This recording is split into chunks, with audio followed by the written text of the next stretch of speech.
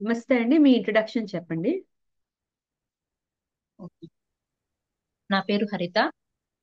మ్, నేను module 1 test ఇవ్వబోతున్నాను. ఎక్కడ ఉంటున్నారు? హైదరాబాద్. ఓకే, నేను హైదరాబాద్. హైదరాబాద్. ఉమ్, ఓకే. మాడ్యూల్ 1. సరే, మాడ్యూల్ స్టార్ట్ చేద్దామా? 1. ఓకే.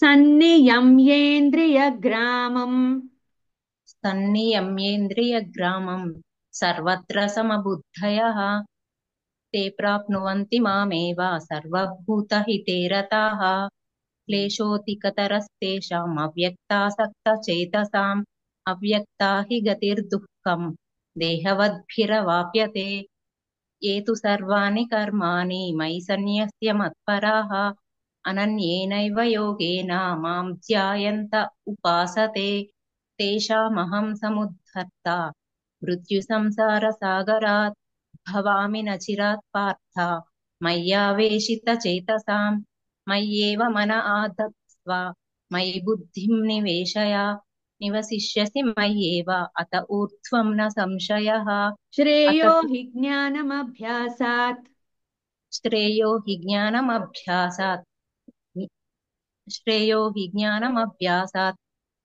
ज्ञानाध्यानं विशिष्यते ध्या ध्यानात् उम्, ध्यानात् श्रेयो ज्ञानमभ्यास ध्यानात् त्यागं त्या- त्यागः। त्यागः उम्, त्यागाच्छान्तिरनन्तरम् उम्, अद्वेष्टा सर्वभूतानां मैत्रः करुण एव च निर्ममो निरहङ्कारः समदुःखः सुखः क्षमी सन्तुष्टः सततं योगी यतात्मा दृढनिश्चयः मयि अर्पितमनो बुद्धिः यो मद्भक्तः स मे प्रियः यो यस्मान्नो द्विजते लोकः लोकान्नो द्विजते च यः हर्षामर्षभयोद्वेगैः मुक्तो यः स च मे प्रियः अनपेक्षः शुचिर्दक्षः उदासीनो गतव्यतः सर्वारम्भ परित्यागी यो मद्भक्तः स मे प्रियः यो न हृष्यति न द्वेष्टि न शोचति न काङ्क्षति शुभाशुभ परित्यागी भक्तिमान् यः स मे प्रियः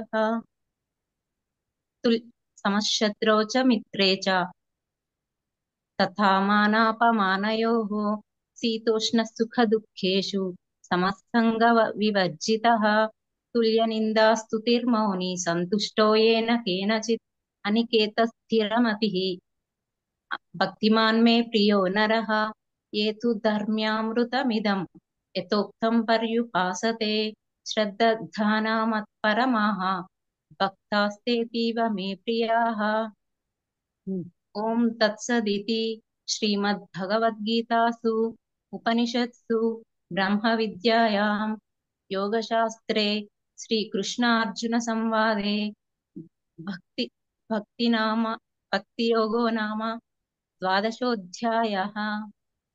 अहिंसा सत्यमक्रोधः अहिंसा सत्यमः क्रोधः त्यागः शान्तिरपैशुनम् दया भूतेष्वलोलुप्त्वम् मार्दवम् ह्रीरचापलम् तेजः क्षमा धृतिः शौचम् अद्रोहो नातिमानिता भवन्ति सम्पदम् दैवीम् अभिजातस्य भारत दम्भो दर्पोऽभिमानश्च क्रोधः पारुष्यमेव च म म उम्, अज्ञानं चाभिजातस्य पार्थसम्पदमासुरीम् प्रवृत्तिं च निवृत्तिं च प्रवृत्तिं च निवृत्तिं च जना न विदुरासुराः प्रवृत्तिं च जना न शौचं नापि चाचारः न सत्यं तेषु विद्यते असत्यमप्रतिष्ठं ते जगदाहुरनीश्वरम् अपरस्परसम्भूतं किमन्यत् कामहैतुकम् एतां दृष्टिमवष्टभ्य नष्टात्मानोऽल्पबुद्धयः प्रभवन्त्युग्रकर्माणः क्षयाय जगतो हिताः काममाश्रित्य दुष्पूरम् दम्भमानमदान्विताः मोहात् गृहीत्वा सद्ग्राहान् प्रवर्तन्ते शुचिव्रताः चिन्तामणि अनेकचित्तविभ्रान्ताः अनेकचित्तविभ्रान्ताः मोहजालसमावृताः प्रसक्ताः कामभोगेषु पतन्ति नरकेषु च आत्मसम्भाविताः स्तब्धाः धनमानमदान्विताः यजन्ते नाम यज्ञैस्ते दम्भेनाविधिपूर्वकम् अहङ्कारं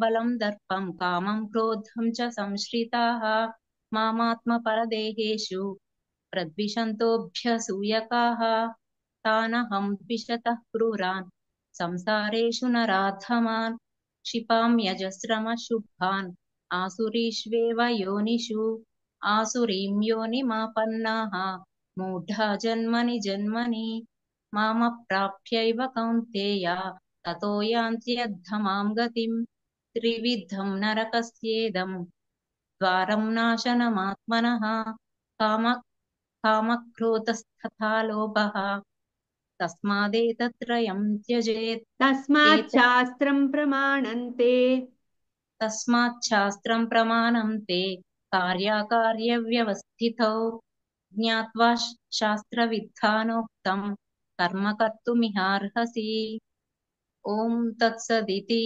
श्रीमद्भगवद्गीतासु उपनिषत्सु ब्रह्मविद्यायां योगशास्त्रे श्रीकृष्णार्जुनसंवादे दैवासुरसम्पद्विभागयोगो नाम షోడశోధ్యాయः బాగుందండి. ఒక్కసారి 12వ శ్లోకం చెప్పండి. శ్రేయో హి జ్ఞానం అభ్యాసాత్ క్లియర్ గా. శ్రే श्रेयो हि ज्ञानमभ्यासात् ज्ञानाद् विशिष्यते ध्यानात् कर्मफलत्यागः త్యాగాచ్చాంతిరనంతరం. గుడ్ అండి, బాగుంది, అంత బాగుంది. ఈ లాస్ట్ శ్లోకంలో యథోక్తం పర్యుపాసతే, అథో అనేది కొంచెం గట్టిగా చెప్పండి, ఫ్లాట్ అయిపోకుండా.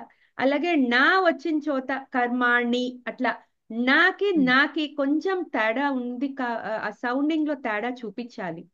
కొంచెం ఫ్లాట్ అవుతోంది నా చెప్పేటప్పుడు కూడా. మిగతా అంతా బాగుంది. ఓకేనా? ఆల్ ది బెస్ట్ అండి. ఇవి చిన్న చిన్న కరెక్షన్సే. ఓకే ఓకే, బాయ్ అండి. జై గురుదత్త.